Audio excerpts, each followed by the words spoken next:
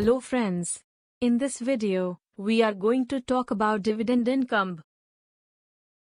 Dividend income is earned when you invest in stocks of a company that pays a portion of its profits to its shareholders. Whenever the company in which you invested makes a profit, it will send a check to its shareholders, which is usually once a quarter. As a shareholder, you are part owner of the company, so you get a portion of the company's profits in companies that distribute dividends.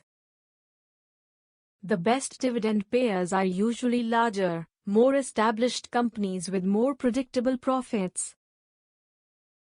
Basic materials, oil and gas, banks and financial, healthcare and pharmaceuticals, and utilities are high-paying sectors. The high-growth businesses, such as those in the technology or biotech industries, may not pay dividends regularly.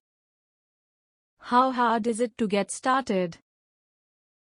The most challenging aspect of dividend income is getting started.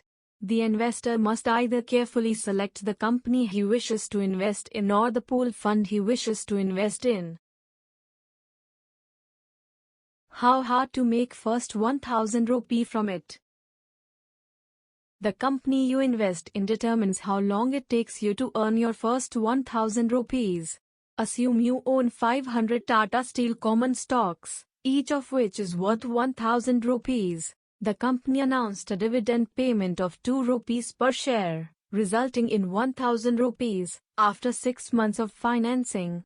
Time is variable, depending on the company's financial health. You could earn 1000 rupees in a month or a year.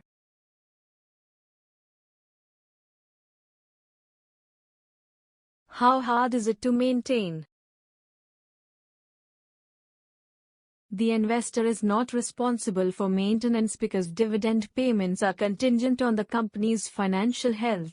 In the event of a loss, an investor may withdraw his funds.